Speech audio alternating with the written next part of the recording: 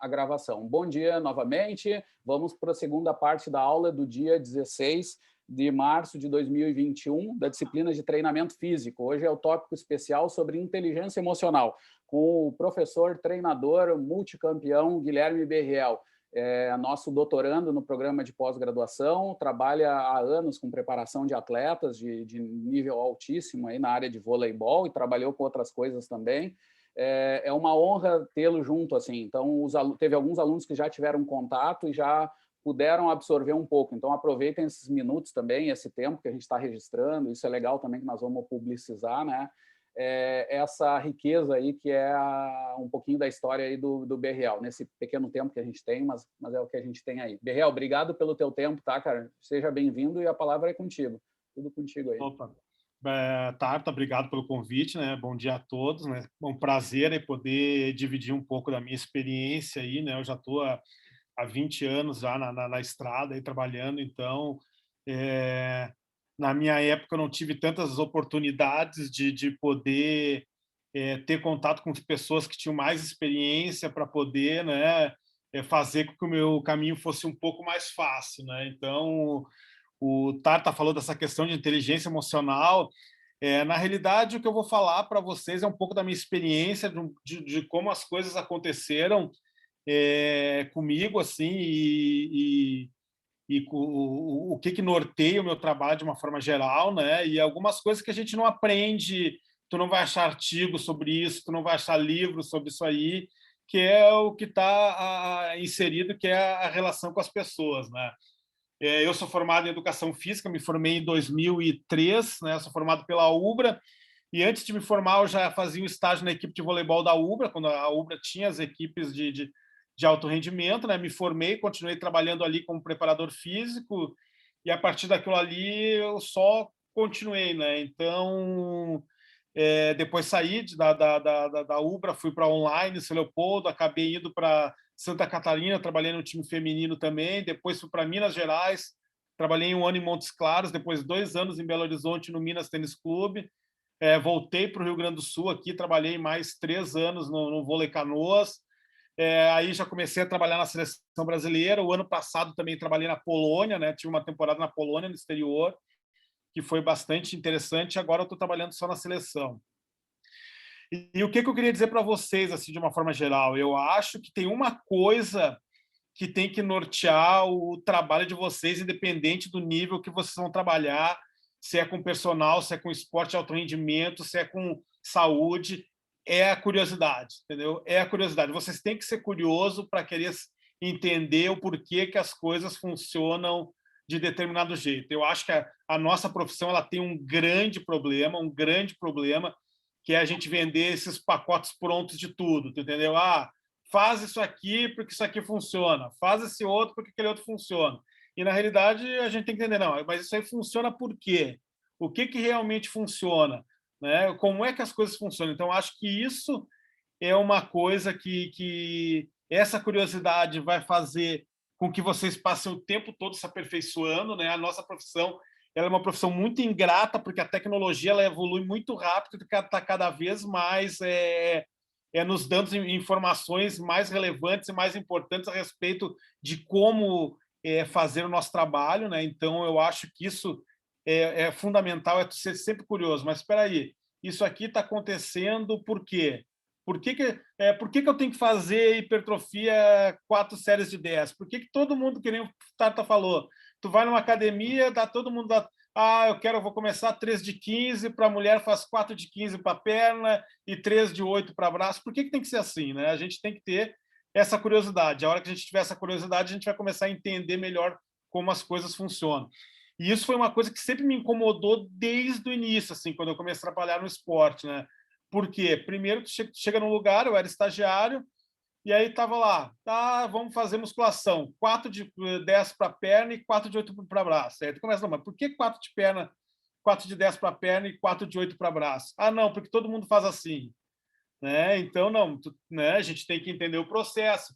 E a partir disso aí eu comecei a estudar, comecei a ver o porquê que a gente tinha que treinar força, porquê que a gente tinha que treinar potência. Hoje, o que eu estudo muito está relacionado a salto, e já desde 2003, 2004, quando eu era estagiário ainda lá na Ubra, a gente já tinha um tapete de contato e a gente já começou a usar ele para começar a entender o comportamento dessa variável que é tão importante no voleibol, né? E a partir disso aí, tu está sempre buscando conhecimento e procurando entender melhor. E por que eu digo isso?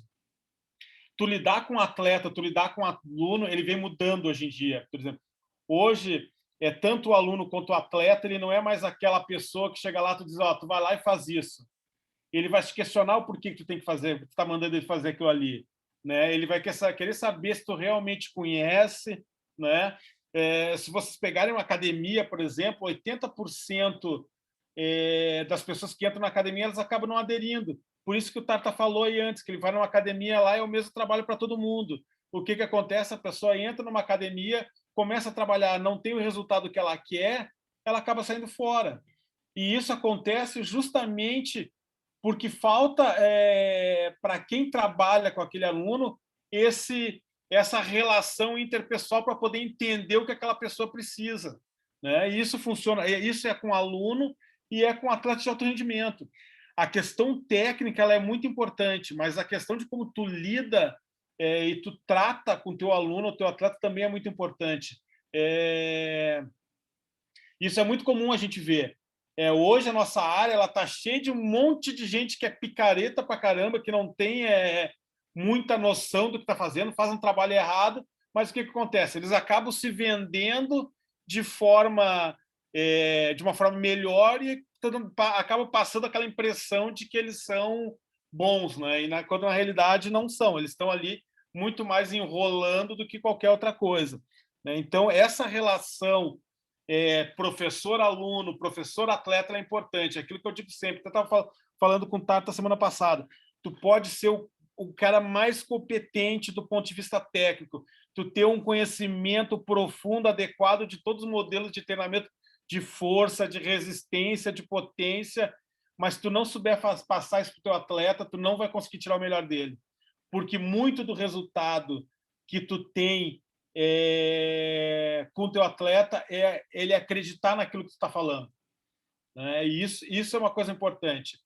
E isso vai variar em uma série de situações. Por exemplo, eu já trabalhei num monte de lugar, trabalhei no Rio Grande do Sul, trabalhei em Santa Catarina, trabalhei em Minas Gerais, trabalhei no exterior, e cada lugar existe uma... As pessoas são de um jeito diferente. Primeira coisa que tem que fazer, e isso é uma dificuldade que a gente tem, entendeu? Eu tive muita dificuldade nessas mudanças de entender como é que é o comportamento dessas pessoas nesses locais, entendeu? Por exemplo, não só o atleta, porque o atleta, de uma forma geral, ele vem de tudo que é lugar. Mas, por exemplo, tu tem que lidar na academia que tu vai trabalhar, tu tem que lidar com o fisioterapeuta ou o médico que é da cidade. Por exemplo, em Minas Gerais, eu trabalhei no Minas Tênis Clube, que é um clube grande e que tem uma estrutura burocrática muito grande, que tu tem que saber lidar com essas pessoas, e isso tudo faz parte do teu dia a dia, né? Na Polônia também, que foi uma experiência muito difícil, mas bastante enriquecedora do ponto de vista pessoal, né? É um país muito diferente, com uma língua muito diferente, tu tem que falar inglês com eles o tempo todo. O polonês é um país que tem uma história muito triste, né? Se vocês virem um pouco da história dos poloneses, eles primeiro foram dominados pelos nazistas, né? Que sofreram horrores, e aí depois, quando saíram do nazista, foram lá os russos, expulsaram os nazistas e começaram a tomar conta dos poloneses, e não mudou praticamente nada, né? Então, é um povo muito fechado, e isso vai fazer com que tu crie uma certa tolerância a uma série de situações que tu vai ter que ser mais flexível, porque senão tu não vai conseguir executar o teu trabalho. Nem sempre o trabalho tecnicamente certo, aquele trabalho que tu vai ver na literatura, que vai dizer para ti, não, se eu fizer isso aqui, eu vou ter um melhor resultado. Nem sempre na prática é isso que acontece. De uma maneira geral, isso funciona, mas tu tem que ver e tem que entender o ambiente que tu está, as circunstâncias que tu está, para poder ver se aquele treinamento ele realmente é aplicável. E eu vou dar um exemplo para vocês clássico disso, que acontece comigo todo ano. Se vocês verem na literatura, por exemplo, em relação ao treinamento de potência, vocês vão ver que o treinamento de potência que mais tem resultado positivo é o treinamento quilométrico.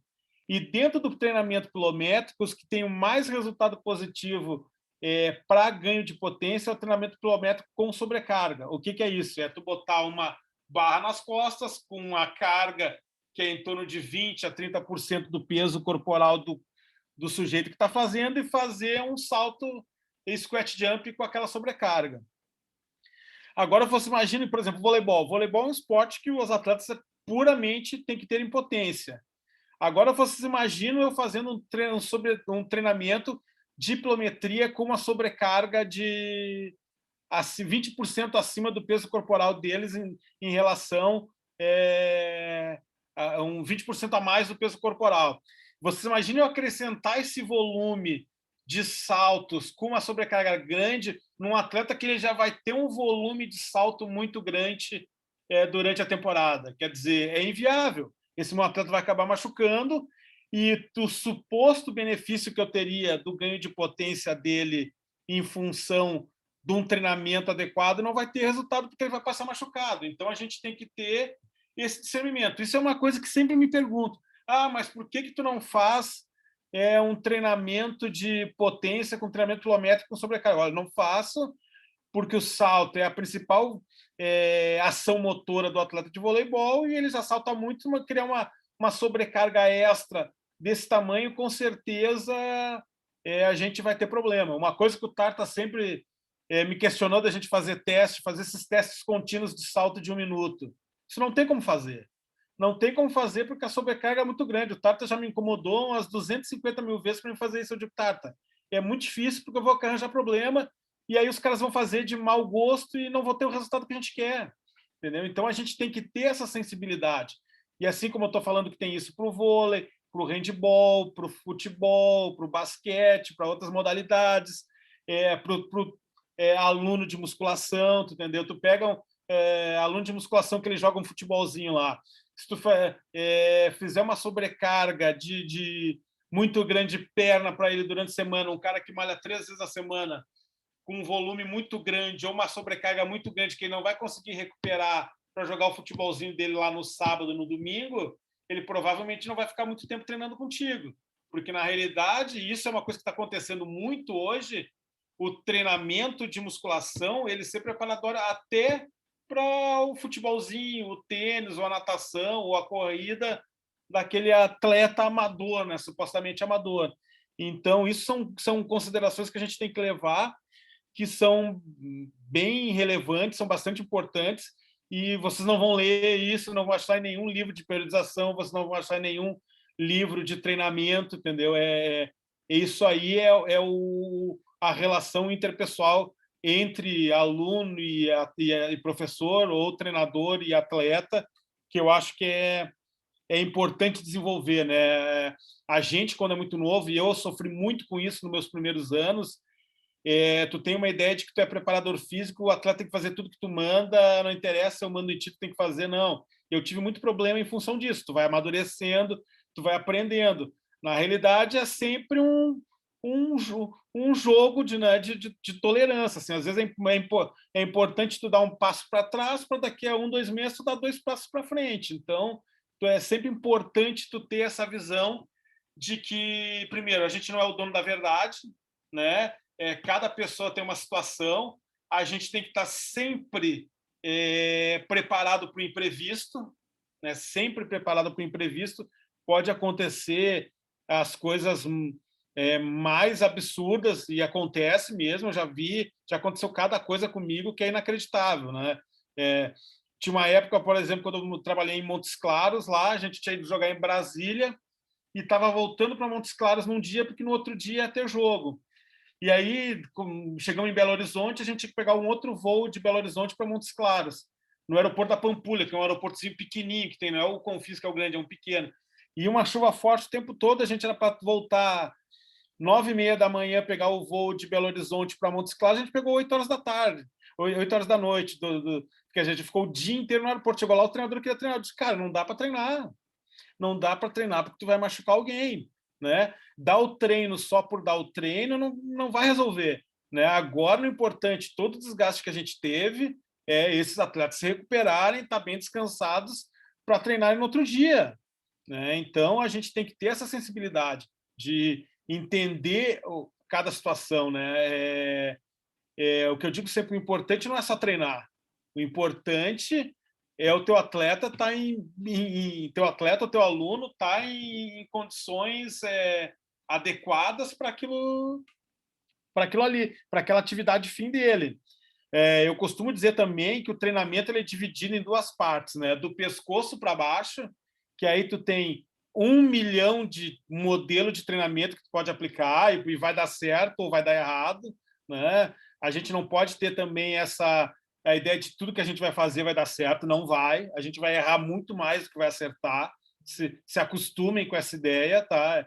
Essa é a realidade, porque as pessoas são diferentes e a gente não tem desumano achar que a gente vai conseguir conhecer num nível muito bom de tudo, não vai, né? A gente tem que procurar melhorar sempre, mas não vai conseguir. Então, tu pode dar um treino de funcional, tu pode dar um treino de musculação tradicional, tu pode dar um treinamento daqueles treinamento natural lá que os caras imitam o bicho, tu pode fazer crossfit e o teu atleta pode melhorar ou pode piorar. E tem a outra parte do treinamento que é do pescoço para cima, que é tu treinar a cabeça do teu atleta. E a cabeça do teu atleta, tu não treina ele com exercício. A cabeça do teu atleta, tu treina ele com confiança, né? E a confiança muitas vezes está em tu achar que um treino era importante, tu, não, eu vou tirar o treino e tu vai descansar, porque tu vai descansar, tu vai estar melhor para amanhã, e aí o atleta vai ganhar confiança e vai poder fazer aquilo que tu quer, mesmo que tu tenha perdido aquela sessão de treinamento. Então, a gente tem que estar muito atento a esses sinais que os nossos alunos, os nossos atletas dão, para a gente poder ter essa tomada de decisão. E como é que a gente fica atento a isso, né? Eu acho que a grande questão hoje do treinamento esportivo, do treinamento físico, em qualquer esfera, em qualquer nível, seja lá da escolinha de futebol, da academia de musculação ou do atleta de alto rendimento para disputar uma medalha de ouro numa Olimpíada, é o monitoramento. Não tem jeito. Se a gente não monitorar, a gente não vai conseguir. Isso que o Tata falou da desculpa do teste de 1RM e que ninguém faz, isso aí é impressionante. Ah, não, porque o teste de 1RM é difícil de fazer, eu não sei com que carga eu vou começar, vai me causar um problema, o meu aluno vai machucar. Não.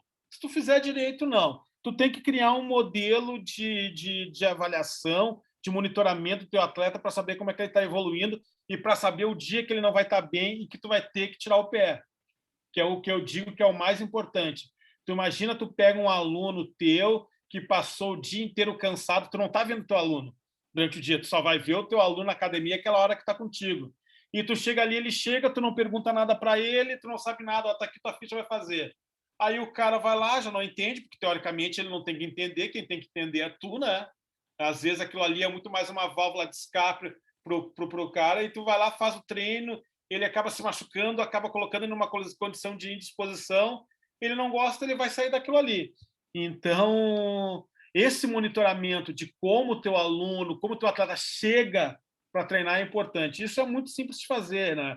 A gente tem as escalas de percepção de recuperação, de esforço, que são coisas simples e baratas, né? Quer dizer, tu colocar escala de percepção de recuperação na internet, tu vai colocar no Google, tu vai ter 1 milhão de modelo para te baixar. Pegar uma tabela de percepção, escala de percepção do esforço também. Isso aí não tem custo nenhum e é uma avaliação. É uma forma de tu entender como o teu atleta tá. Tu imagina que tu tá lá nessa mesma situação. O teu aluno teve um dia ruim, brigou com a mulher em casa, se desentendeu com o chefe no trabalho, ele está com a cabeça dele cheia, tu vai dar uma escala de recuperação para ele treinar, ele vai dar que tá 3 de recuperação.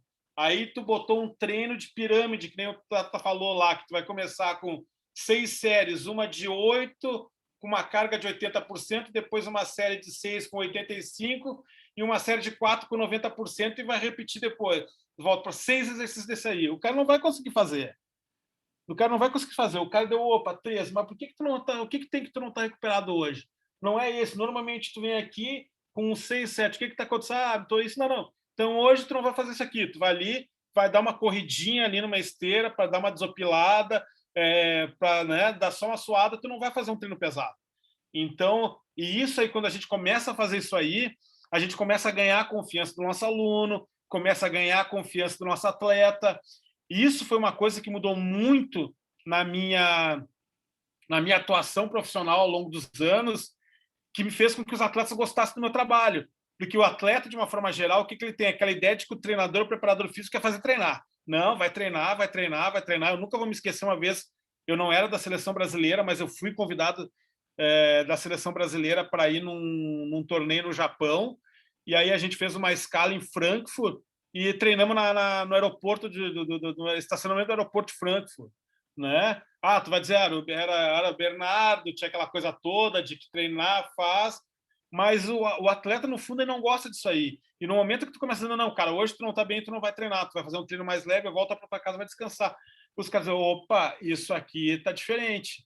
Esse cara aqui tem uma outra visão. Esse cara não tá afim só de me ferrar, entendeu? Então, esse monitoramento e essa confiança que tu vai ganhando do teu aluno ou do teu atleta é importante. Isso é feito através de um monitoramento e do acompanhamento que tu vai fazendo no teu dia a dia, e esse trabalho, por exemplo, ele vai te dando retorno, entendeu? O teu aluno vai começar a gostar, vai começar a ter um resultado melhor, e isso vai garantir que tu consiga ter sucesso, consiga se manter num mercado que é tão competitivo, seja ele no alto rendimento, ou seja ele nas academias, né? A quantidade de professor que tem é uma coisa muito grande. Então, essas pequenas coisas que fazem o diferencial da gente ser bom ou não ser bom. Né? Então, por exemplo, eu atuo há 4 anos na seleção brasileira e a gente começou a desenvolver um trabalho lá de avaliação de meninos. Né? Eu trabalho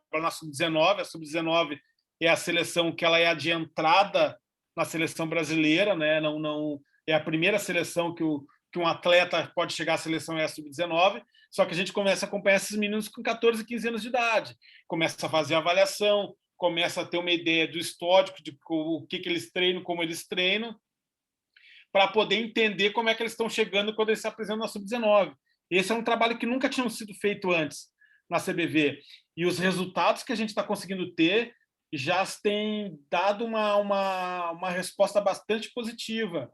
E isso tem feito com que a gente crie uma série de outras perspectivas. Esse ano a gente conseguiu um monte de dinheiro do COB para comprar um monte de equipamento, um monte de coisa em função disso, né? E isso, com certeza, ele acabou agregando na minha condição profissional.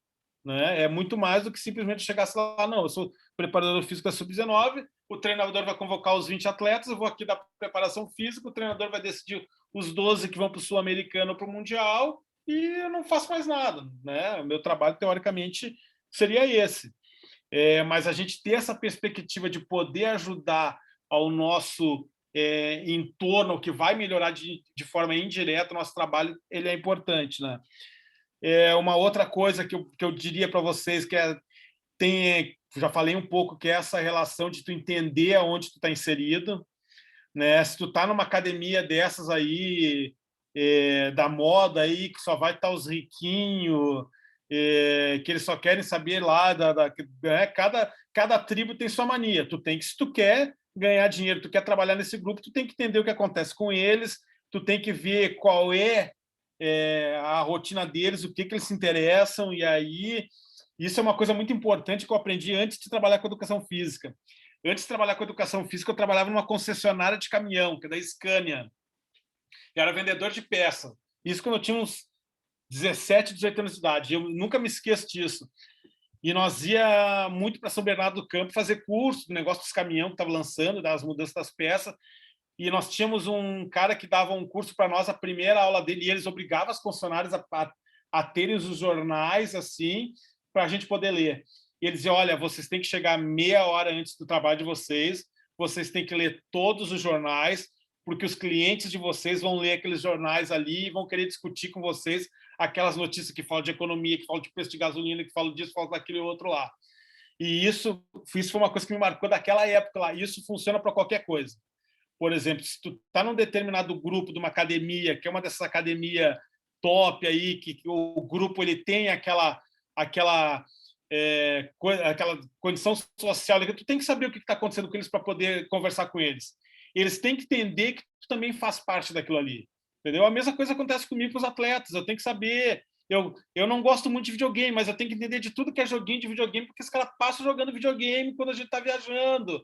Essas músicas, um monte de música ruim que eles gostam, eu tenho que escutar, porque, né, o cara tem que saber que tu também faz parte daquele grupo dele ali, porque no momento que ele achar que tu não faz parte daquele grupo dele ali, tu não vai conseguir nada.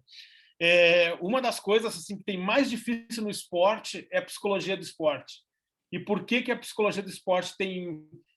não porque não tenha profissionais e habilitados, ou a psicologia do esporte ela não evoluiu. Ela evoluiu muito. O problema é que o atleta tem receio, o atleta tem medo do psicólogo, porque ele acha que se ele vai falar para o psicólogo vai falar para o treinador. E aí, por exemplo, as experiências, que lá no Minas Tênis Clube é um clube de excelência, a experiência que eu tive positiva disso aí é que o psicólogo, por exemplo, ele tem que também saber se posicionar. O psicólogo, quando ele achava que o atleta precisava de um tratamento, precisava de uma terapia, não era ele que fazia. Ele mandava para um psicólogo fora do clube, que não tinha nenhuma relação com o clube, e ele não sabia de nada. E aí o que o atleta começa a ver? Opa, esse cara ele é diferente, porque ele não está aqui para saber as coisas que eu vou falar para ele para dedrar para o treinador, ele vai me mandar para outro. Então essas coisas, esse ganho de confiança no dia a dia, né, que eu vou insistir de novo, é o que é o mais importante. Por exemplo, eu trabalho na Seleção Brasileira Sub-19, muito desses meninos, por exemplo, que nem em 2019, que foi o último ano que a gente teve um Mundial, 2020 não teve, né? Era sul-americana, a gente jogou um Mundial na Tunísia. A Tunísia é um país da África, ali na ponta da África, faz divisa ali pelo mar com a Itália, e é um país muçulmano. E esses países muçulmanos, de uma forma geral, eles colocam muita pimenta na comida. Muita pimenta na comida. E tu tem muitos meninos, teve do grupo de 12, 8 nunca tinha feito uma viagem para o exterior. A gente teve que levar eles na Polícia Federal, fazer passaporte, aquela coisa toda. E tu imagina tu viajar para um lugar muito diferente. Um país, né, não estou aqui para julgar a religião, não, mas a gente sabe pelo que a gente vê que essas religiões muçulmanas eles têm uma cultura muito diferente da nossa. Então é um choque muito grande para esses meninos. E chegou lá, a comida era uma coisa muito diferente, porque a comida era com muita pimenta. Muita pimenta. O que acontece? Tu tem que chegar lá, tu não pode deixar os meninos passando fome, porque ninguém vai comer nada. O que tu vai fazer? Tu vai atrás de restaurante, que a gente comer fora, tu vai no supermercado comprar coisa, aí tu vai comprar porcaria, porque todo mundo sabe que salgadinho é porcaria, comer McDonald's é porcaria, tomar refrigerante é porcaria, mas tu tá num lugar onde até a água tem pimenta que ninguém consegue comer, tu tem que ter o bom senso de que, por pior que seja o McDonald's, ele é melhor do que o cara não comer nada, né? Então, e aí o que a gente faz? Tu, eventualmente, tu levava ele, não, agora, hoje, nós vamos lá, nós vamos comer um McDonald's. Todo dia eu ia no supermercado, comprava pão, presunto, queijo, para os caras fazerem sanduíche, porque eles comiam muito pouco no almoço. E isso é uma coisa que, de uma forma geral, ninguém fala, não, come isso aí que tem para comer, tu tem que comer isso aí. E no momento que tu começa a fazer essas coisas, tu também te dá o direito de, quando chegar na hora de exigir a performance, meu cara, eu tô te dando tudo que tu quer, tá na hora de tu dar a resposta. Né? Porque tu também elimina o teu atleta de dar desculpa, não, mas eu não tô jogando porque a comida tá ruim e eu não tô conseguindo comer. Não, mas peraí, a gente está fazendo uma série de ações aqui para melhorar, então tu não pode usar isso de desculpa. Então a gente tem que ter, né, esse bom senso para entender cada situação. Onde a gente está, por exemplo, na Tunísia, a gente levou o embaixador da Tunísia lá para dar uma palestra para os meninos. Esse ano nosso mundial é no Irã, que é pior, é um país muçulmano pior que a Tunísia, né? A Tunísia ainda é um país que recebe muito turista, tem praia, então é um muçulmano assim bem light, assim, né? Mas o Irã não, o Irã, se vocês verem um pouquinho da história do Irã, é um país muçulmano com aquele islamismo lá muito radical, muito forte. Quer dizer, nós vamos ter que fazer isso de novo. Quer dizer, eu já fui para o Irã, e no Irã um dia nós estava lá, nós íamos fazer um amistoso com a seleção do Irã em Teherã. Chega o attaché, né? Attaché é o cara que fala a língua local e fala a língua que a gente fala. No caso, era inglês, né? Ninguém falava iraniano na nossa delegação. E ele chegou assim e disse assim para nós: olha, vai ter uma interrupção no meio do segundo set aí. Eu, não, beleza, achei a interrupção, eles vão dar uma camiseta para alguém, aí, vão dar um prêmio para alguém.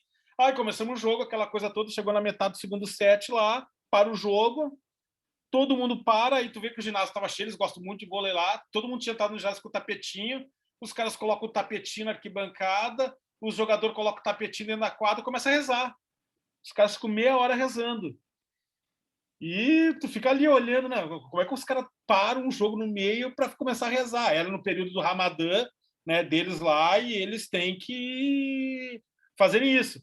E aí tu tem que controlar a onda da molecada, porque era tudo molecada nova, 17, 18 anos, moleque louco para rir. Eu digo, não ri, não começa a rir, fica na toa, nós vamos ser presos, os caras vão te matar aqui. A gente sabe como é que eles são, então a gente tem que respeitar, é a religião deles, né? Então, tudo isso aí são situações que elas vão se criando e, na realidade, vocês vão estudar a teoria do treinamento com Tarta, vocês vão estudar a fisiologia do exercício, vocês vão ler o livro de periodização do Bompa e não vai ter essas coisas escritas. E aí, quando tá lá no dia a dia, tu tem que ter o discernimento, porque aquilo ali tu não tem tempo para pensar, tu não tem tempo para pesquisar. E aí, agora, aconteceu, o que a gente vai fazer? Então, a gente ter o bom senso e poder ter a empatia de entender o lado do atleta, entender de quem está do outro lado, ajuda muito a gente nessas decisões, assim, de uma forma geral. O que eu queria falar para vocês era mais ou menos isso aí, né? Era essa relação dessa importância de a gente ter um equilíbrio entre a parte técnica e essa parte humana, de poder entender as pessoas, né? Que eu acho que isso é uma coisa que me dificultou muito quando eu comecei, muito, muito quando eu comecei no voleibol.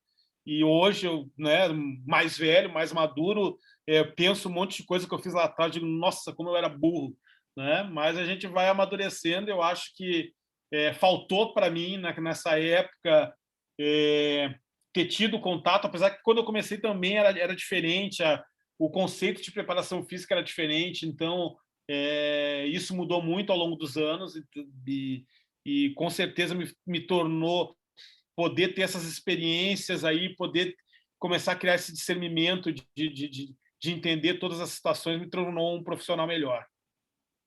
Tata, não sei se tu quer que eu fale mais alguma coisa, se quer mais... Não, era isso, cara. A gente tem a questão do limite do tempo, assim, mas muito legal, assim. Acho que a mensagem foi dada. Eu acho que a tua experiência, assim, tu deu umas pitadas, né? Para cada assunto, eu me lembro que só do que eu ouvi já daria para falar 3 vezes mais, né?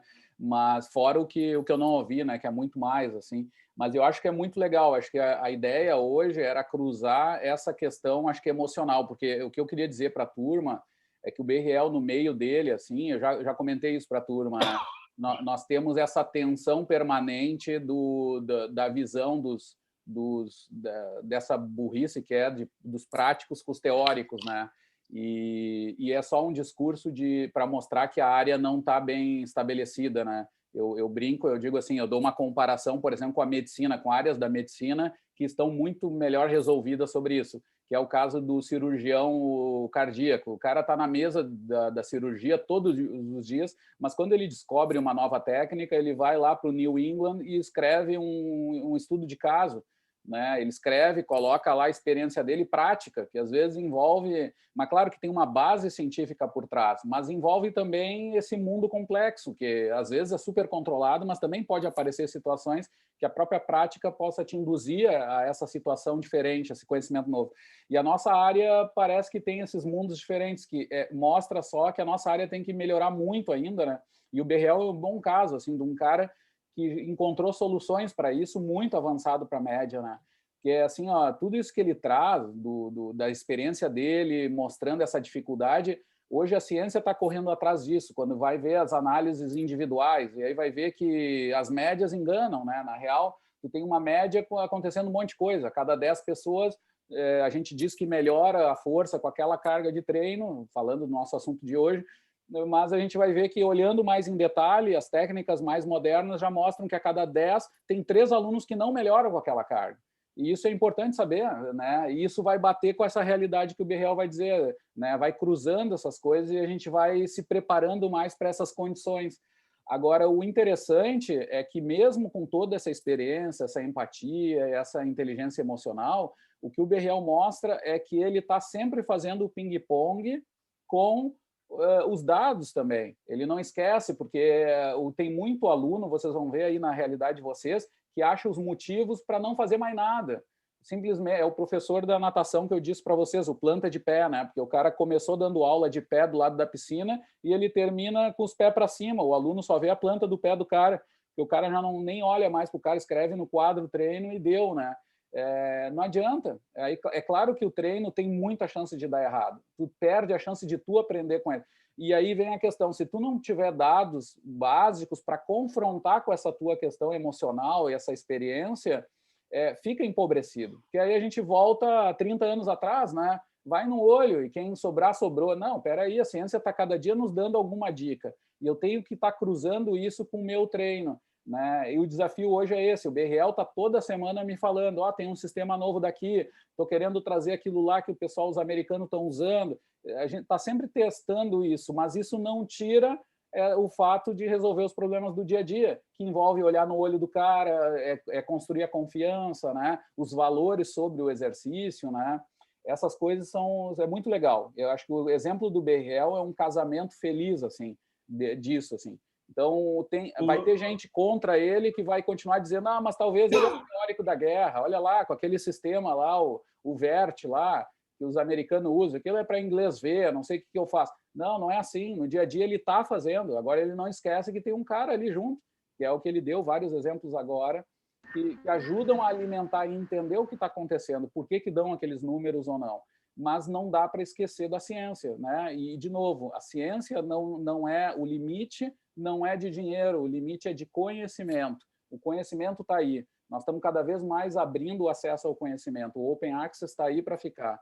Né? A gente está achando as Sci-Hub, todas as coisas, porque essa força é muito grande. Agora, não adianta, a gente tem que procurar também, né? Porque se a gente quiser ficar fazendo que nem o velho professor lá que nos colocou no meio, não vai adiantar. Agora, e o BRL cruza com essa informação. Ao mesmo tempo, a gente tem que conhecer o ambiente. Não adianta chegar lá dizendo, agora eu vou te dar a luz. Eu sou do Karatê, faz 10 anos que eu não piso no negócio, mas eu aprendi tudo de biomecânica do chute, que é a minha área ali, né? Não tem nada a ver, tu tem que entrar, né? Tu tem que entrar no sistema, tem que ter o idioma, tu tem que falar a linguagem, tu tem que te integrar, né? Como o BRL disse, assim. Mas também pensar em mudar. Porque não adianta, o Karatê é um bom exemplo. O Karatê é um exemplo de onde os caras, há uns não sei quantos anos atrás, centenas de anos atrás, eles viram que dava para mudar padrões de movimento de técnicas mais antigas. Então, alguém mudou aquilo. Agora, não é por isso que a gente tem que usar que nem uma religião fechada, mas tem que ser de dentro, né? Não dá para ser de fora, né? Colonizando. Só para encerrar, né, Tata? A gente não pode esquecer que, independente se a gente está no esporte alto rendimento com o nosso aluno na academia, o importante para nós é o resultado, é o desempenho. E o que a gente faz para conseguir esse desempenho é que é importante. Por exemplo, eu vou dar 2 exemplos aqui. Eu trabalhei com um atleta que foi campeão olímpico, ele tinha que comer pizza e tomar cerveja todo dia antes de ir para o jogo. Quer dizer, isso é um absurdo, do ponto de vista da fisiologia, é um absurdo. Só que a praga do cara, quando não tomava cerveja, não comia pizza, ele não jogava nada. Não jogava nada. E isso aí eu tenho 1 milhão de jogo que eu fiz com ele, eu digo, não é possível. E outro, quando eu trabalhava na Ubra, que tinha um time de futsal, e se tem alguém que gosta de futsal, o time da Ubra tinha um negão que era o Serjão, que eles diziam. Ele era desse tamanho, o percentual de gordura dele era 25%. Um pivôzão que tinha lá. E aí o preparador físico, que hoje é o preparador físico da Seleção Brasileira, o João, que é muito amigo meu, João Romano, a gente lá, ele pediu ajuda, cara, vamos montar uns treinos aqui para ele emagrecer. Ele, com 25% de percentual de gordura, ele era artilheiro da Liga de Futsal com 30 gols na frente dos outros. Eles fizeram ele emagrecer, fizeram ele pegar 18% do percentual de gordura dele. Ele ficou 4 semanas com 18% de percentual, ele não fez um gol. Ele não fez um gol com 18%. O que o preparador físico vai, engorda de novo. Quando ele chegou nos 25% de novo, ele começou a fazer gol de novo. Tem lógica isso? Não tem lógica nenhuma. Não tem lógica nenhuma. Mas sabe, sei lá, por que o cara com 25% ele consegue ter um desempenho melhor do que com 18%. E outra coisa que o Tata falou em relação ao treinamento de força, ali para encerrar agora, um exemplo disso tem relação com o treinamento plométrico. Vocês verem a literatura de treinamento plométrico, drop jump, que é o salto em profundidade, eles vão dizer para vocês que, de uma maneira geral, para te ter um melhor desempenho, tu tem que variar. Normalmente, a altura está entre 40 centímetros. Né? Eles fazem isso aí, que ele diz que o quê? Tu está em 40 centímetros, tu toca no chão, tu tem que ter menos de 250 milissegundos de contato e saltar o mais alto possível. eles falam que, de uma maneira geral, se tu fizer com 40 centímetros o caixote, tu vai estar treinando, fazendo esse treinamento pilométrico com que tu tenha um tempo de contato na queda com menos de 250 milissegundos. Isso é uma coisa que eu faço, esse teste, já há bastante tempo. De um grupo de 16, 18 atletas, por exemplo, eu tenho 2, 3 que é 40 centímetros. Eu vou ter atleta com 60, atleta com 20, atleta com 30, atleta com 80. Aí vocês imaginam se eu fico usando o que se diz que se tu usar com 40 vai estar bom. Eu vou estar com 2 caras treinando na faixa do que é o ideal para eles e vou ter mais 14 que vão estar só estragando o joelho dele. Então, a questão do monitoramento, de entender individualmente como é que funciona cada variável em cada atleta ou aluno é importante. Boa. Era isso, tá? Vamos legal, acabar com o teu tempo. Imagina, cara. Não, eu te agradeço, é que o assunto vai longe, né? Gente, muito legal, tá? Mas a gente vai encerrar por aqui, pela questão de tempo mesmo, tá? Mas fiquem à vontade, tá? Lembrem que o BRL está totalmente acessível, assim, para trocar experiência e mantenham mesmo, tá? O contato. Eu tenho o e-mail dele, não tem problema, a gente faz esse contato, mas eu vou